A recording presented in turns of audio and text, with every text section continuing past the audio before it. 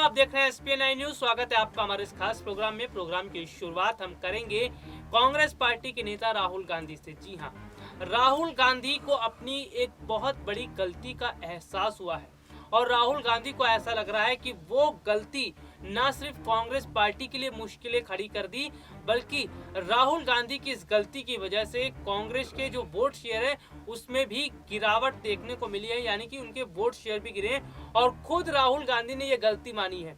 क्या है वो गलती, मैं आपको जरूर बताऊंगा, लेकिन फिलहाल आपको उससे पहले ये जरूर जानकारी दे दूं कि राहुल गांधी जो हैं वो इस वक्त थोड़ा सा एक अलग ढर्रे पर नजर आ रहे हैं। मेरे कहने का मतलब ये है कि राहुल गांधी अभी कोई ना तो बड़ी जिम्मेदारी संभालना चाहते हैं और ना ही कोई बड़ी जिम्मेदारी वो अपने कंधों पर लेना चाहते हैं। इसका मतलब ये है कि राहुल अभी पूरी तरह से तैयार नहीं है जिम्मेदारियों को संभालने के लिए।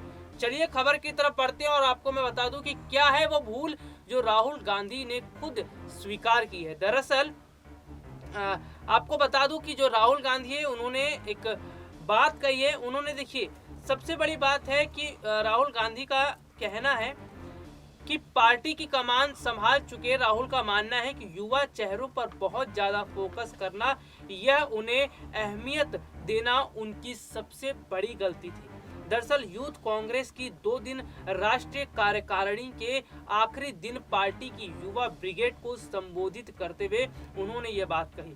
हालांकि उन्होंने अपने कहे को स्पष्ट करते हुए कहा कि सिर्फ युवा चेहरों की बजाय उन लोगों को ज्यादा अहमियत देने की जरूरत है जिनके दिल में कांग्रेस है और जो कांग्रेस की विचारधारा में मजबूती से विश्वास रखते हैं। राहुल गांधी का बयान कि ज्यादा फोकस कर गए वो युवाओं पर, यूथ जो जनरेशन है उस पर ज्यादा फोकस कर गए और उनका फोकस उन लोगों पर नहीं रहा जो वाकई में कांग्रेसी हैं, जो कांग्रेसी विचारधाराओं का समर्थन करते हैं। तो राहुल गांधी ये मानते हैं कि अगर उन्होंने ये भूल पहले नहीं की होती और उन लोगों को साथ लेकर चलते जिनकी विचारधाराएं कांग्रेसी है और जो पक्के कांग्रेसी हैं, तो ऐसे में जो कांग्रेस पार्टी है उसको बहुत बड़ा फायदा होता और कांग्रेस पार्टी की स्थिति इतनी खराब नहीं होती जितनी खराब इस वक्त चल रही है। चलिए आगे बढ़ते हैं खबर की तरफ और आपको यहाँ पर और जानकारी मैं बताता हूँ।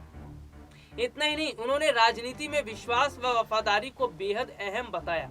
अपने 2 दिन के आयोजन में यूथ कांग्रेस ने एक प्रस्ताव पारित कर राहुल गांधी को पार्टी का अध्यक्ष बनाए जाने की मांग की थी। हालांकि जो यूथ कांग्रेस है वो राहुल गांधी को अध्यक्ष बनाए जाने की बात कर रहा है, लेकिन राहुल गांधी जो है वो अभी इसके लिए तैयार नहीं है। लेकिन देखिए, सबसे बड़ी बात है कि राहुल गांधी अपनी गलती को स्वीकार कर रहे हैं। राहुल गांधी को ऐसा लग रहा है कि अगर ज्यादा जो यूथ है, जो यंग जनरेशन है, उनसे ज्यादा फोकस अगर उन लोगों पे किया जाता जो कांग्रेसी वोटर है, जो कांग्रेस की विचारधारा से समर्थन रखते हैं, जो हमेशा से कांग्रेस के साथ खड़े रहे, अगर उन पर फोकस किया जाता तो इससे कांग्रेस पार्टी को बहुत बड़ा फायदा हो सकता था।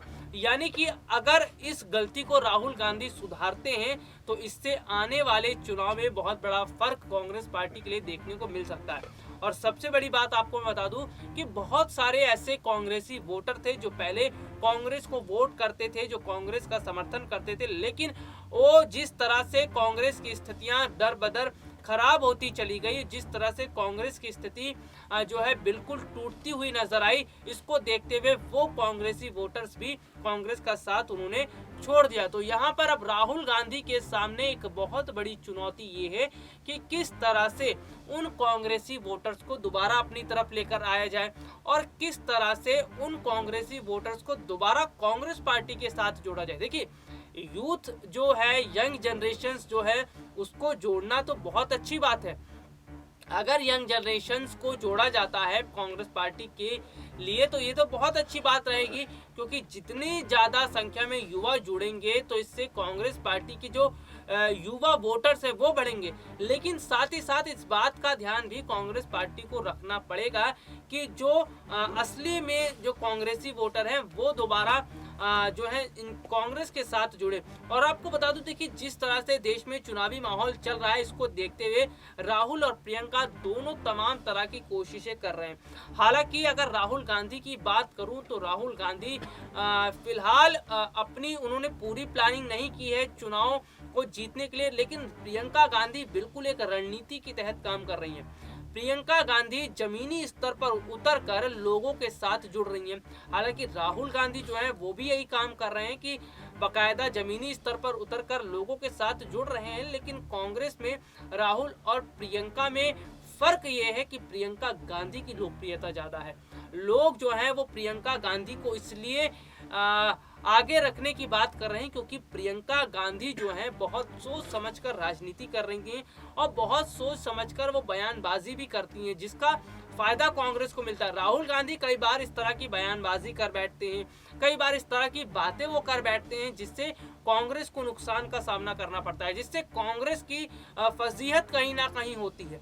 तो अब स्थितियां कुछ इस तरह से बनती हुई नजर आ रही हैं कि राहुल गांधी जिस तरह से अब धीरे धीरे चीजों को समझ रहे हैं और जिस तरह की स्थितियों को समझ रहे हैं, उसे देखकर ऐसा लग रहा है कि वाकई में राहुल गांधी जो हैं वो अब धीरे धीरे पटरी पर आ रहे हैं और वो धीरे धीरे चीजों को समझते हुए उस पर काम कर रहे हैं। और आपको बता दूं कि जो चुनावी माहौल देश में चल रहा है, 5 राज्यों में जो विधानसभा चुनाव होने वाले, इन चुनावों में जीत हासिल करने के लिए बहुत सारी राजनीतिक पार्टियां हैं, वो तमाम कोशिशें कर रही हैं। वो बाकायदा अपनी रणनीति बना रही हैं, अपनी नए नियम बना रही हैं। तो ये सारी चीज़ें यहाँ पर बताती हैं कि किस तरह से चुनाव को ध्यान में रखते हुए जो राजनीतिक पार्टियां हैं वो कोशिशें कर रही हैं। लेकिन 5 राज्यों का ये विधानसभा चुनाव कांग्रेस पार्टी के लिए बहुत अहम है।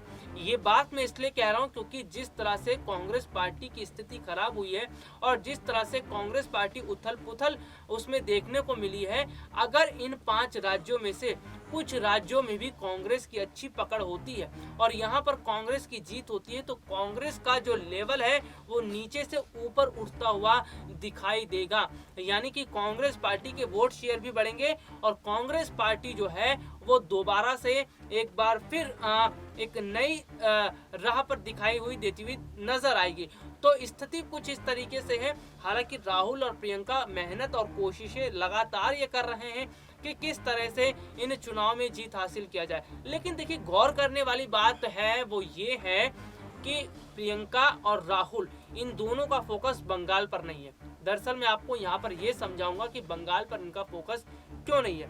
बंगाल पर फोकस इसलिए नहीं है क्योंकि बंगाल में 2 राजनीतिक पार्टियों के बीच टक्कर है, एक बीजेपी, दूसरा है टीएमसी।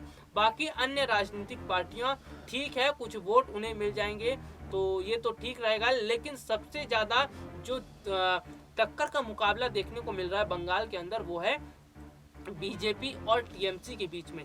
बीजेपी और टीएमसी के बीच में जो ये रणनीतियां देखने को मिल रही हैं, बीजेपी और टीएमसी लगातार अपने अपने स्तर पर जो कोशिशें कर रही हैं वो बताता है कि बंगाल चुनाव टीएमसी और बीजेपी के लिए कितना मायने रखता है, कितनी जो है उनके लिए बहुत ज़्यादा अहमियत रखता है।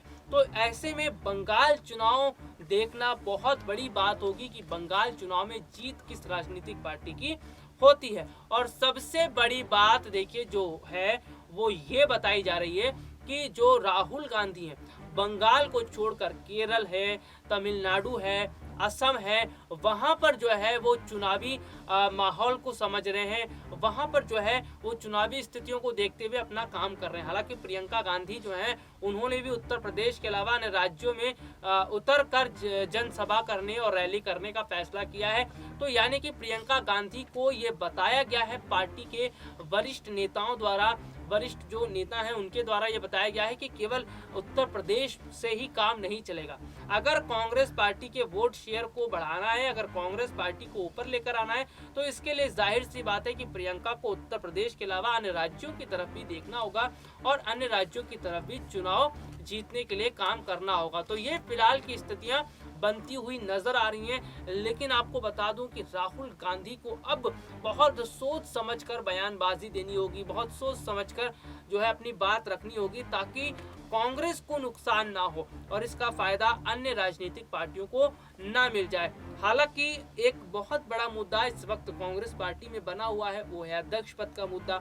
हालांकि सोनिया गांधी ने ये बात कह दी थी कि जल्दी अध्यक्ष जो है वो कांग्रेस पार्टी को मिल जाएगा, लेकिन उन्होंने किसी का नाम नहीं लिया है। अब ये देखने वाली बात होगी कि सोनिया गांधी किसे अपना नया अध्यक्ष जो है पार्टी के लिए बनाती है। तो फिलहाल के लिए आज मुझे इजाजत दीजिए, नमस्कार।